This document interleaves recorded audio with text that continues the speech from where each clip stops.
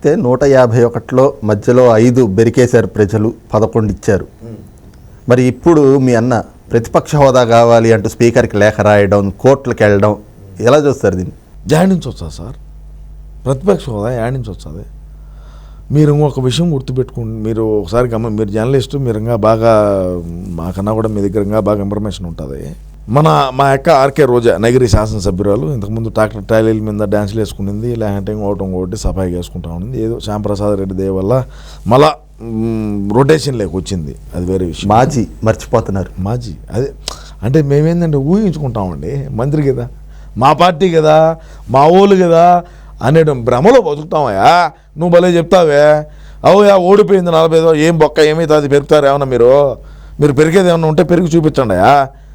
మరి మాజీ అంటావు మళ్ళా, మా అవసరం అయ్యా, ఏమి ఎక్స్ట్రాలు మాడతావు నువ్వు, ఏం అవసరమా?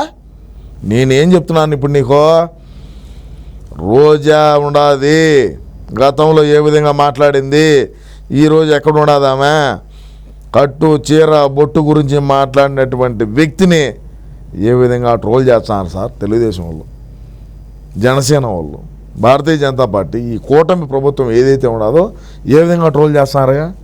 ఏ ఒక్కడైనా సరే మా పార్టీలోంచి బయటకు వచ్చి రోజాని ఎందుకు ఈ మాదిరి మాట్లాడుతున్నారని ఎవడైనా మాట్లాడినాడా?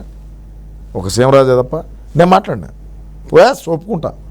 ఎందుకను నేనంటే మా పార్టీ, మా జగనన్నం, నేను 30 సంవత్సరాల పాటు అధికారంలో పెట్టుకొని కసిగా పనిచేశాను. కానీ మా అన్న మాట్లాడినప్పుడు లంగా మాటలు ఏవైతే ఉన్నాయి, అవలే మాటలు, వీటితోనే నాయకపోయినాం, ఒళ్ళైపోయినాం, అటర్ ఫ్లాప్ అయిపోయింది సీన్. ఏం చేద్దాముగా, దానికి ఎవడేం చెప్తాము? కర్ణుడు సావుకు సవాలొచ్చే కారణాలు అన్నిట్టు అన్న ఓడిపోవడానికి కారణాలు సవాలొచ్చా. అయితే సీఎంగా ఉన్నప్పుడు ఉన్న భద్రతే ఇప్పుడు కావాలంటూ మళ్ళీ కోర్టుకి వెళ్ళారు, దాని మీద ఏం చెప్తారు? అంటే ఇక్కడ మీరు 2 అంశాలు చూడాలా సతీష్ గారు. సీఎంగా ఉన్నప్పుడు ఉన్నటువంటి భద్రత ఇప్పుడు కావాలన్నాడు అని అంటే, సీఎంగా ఉన్నప్పుడు ఎంతమంది భద్రత ఉండేది? 980 మంది, 986 మంది ఉన్నారు. ఓకే, ఒక 6 మంది నేను తగ్గించాలేబ్బా, 6 మంది పులివెందులలో ఉంటారు. 986 మంది భద్రత కల్పించుకొని నువ్వు ముఖ్యమంత్రి హోదాలో ఉన్నప్పుడు 5 కిలోమీటర్లు కూడా హెలికాప్టర్లో పోయినటువంటి మాట వాస్తవం కదండి. 986 మంది భద్రత పెట్టుకున్నటువంటి ఒక ముఖ్యమంత్రి బారికేడ్లు, పరదాపట్లో తోపుడు బండ్లు తోసుకునేటువంటి వ్యక్తులను కూడా పక్కనాపి, చిన్న సన్నకారు రైతులను కూడా ఎవడున్నారు బజారుకు వచ్చి ఏదో పొలంలో పడినటువంటి కూరగాయలు అయితేనేమి, లేదంటే ఇతర వస్తువుల్ని అమ్ముకునేదానికి వచ్చిన వాళ్ళని కూడా వాళ్ళను పక్కకు పెట్టి షట్టర్లు వేసి బారికేడ్లు, పరదాపట్లు కట్టుకొని 1000 మంది పోలీసుల వలయంలో పోయినటువంటి నువ్వు ప్రతిపక్ష హోదాలో ఉన్నటువంటి వ్యక్తి ఈరోజు నువ్వు ఏమి పెరిగి కట్ల కడదామని? ప్రతిపక్ష హోదా లేదు కదా, బొక్క లేదు. రఘురామకృష్ణరాజు నాతో అదే అన్నాడు ఆ రోజు, మీకేం లేదయా సీమరాజా అని. ప్రతిపక్ష హోదా లేదు, బొక్క లేదండి, శాసనసభ్యుడయా, నేను పెట్టినా గెలుచుంటా, పులివెందుల్లో నేను పోటీ చేస్తున్నా కూడా సీమరాజు అనేటువంటి వ్యక్తి భారీ మెజార్టీతో గెలుచుంటాడు. కుక్కను పెట్టి గెలిపించా అని చెప్పిన, కాదంటే మా ఓడిని పెట్టి గెలిపించాం, అది వేరే పక్కన పెట్టండి. ఇప్పుడు ఏమైంది?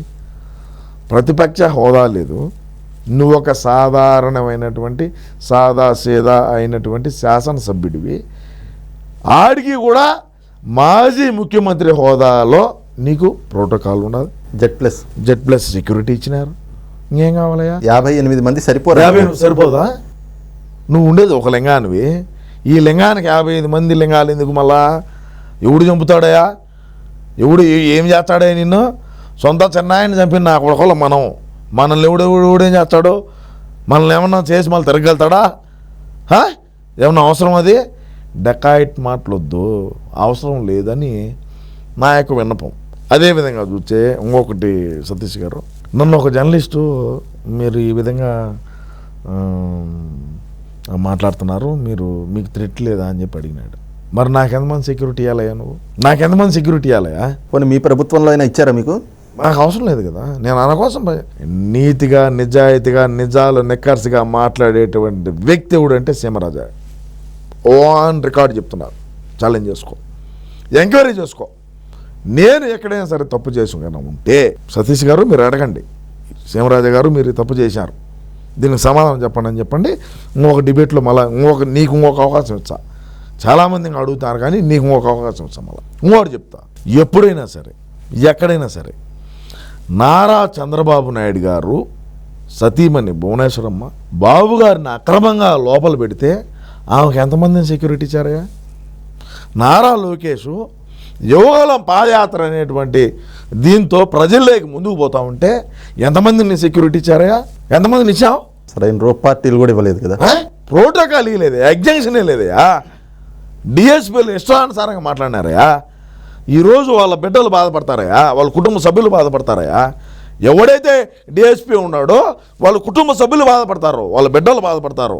ఎవడైతే సిఏ ఉన్నాడో వాళ్ళ బిడ్డలు బాధపడతారు. ఎవడైతే ఎస్ఏ ఉన్నాడో వాళ్ళ బిడ్డలు బాధపడతారు. ఏమంతా నీకు ఎందుకు? ఏం ఎల్లకాలం జగన్మోహన్ రెడ్డి అన్న మా అన్నయ్య అధికారంలో ఉంటాడనే? ఎందుకు సార్? ప్రజాస్వామ్యం అండి ఇది. ప్రజల తీర్పు అనేది అంతిమ తీర్పు అండి, అల్టిమేట్గా. కానీ ఇక్కడ మీరేమో ప్రజా తీర్పు అంటున్నారు.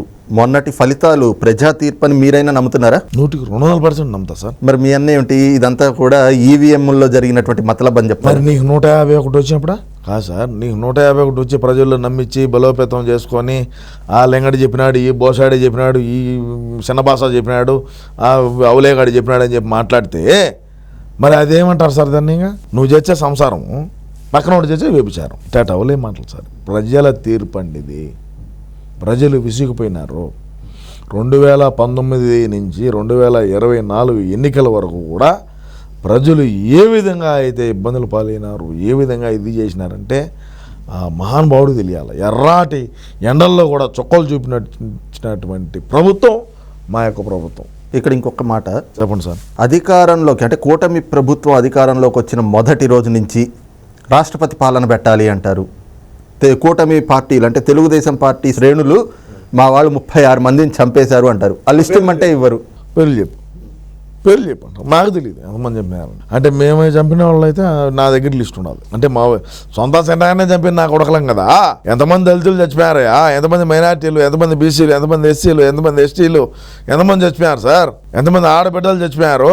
ఎంతమంది ఆడబిడ్డలు మాస్కులు అడిగిన పాపానికి మెంటవాడికి ముద్రే చంపినటువంటి ఘనత మా వైసీపీ సార్. అదేవిధంగా ఒక దళిత డ్రైవర్ని చంపి డోర్ డెలివరీని అమ్మ జొమాటో స్విగ్గీ కన్నా ఫుడ్ ఆర్డర్ పెట్టుకుంటే తెచ్చి డోర్ డెలివరీ చేశాం సార్. అభివృద్ధి కాదు ఇది.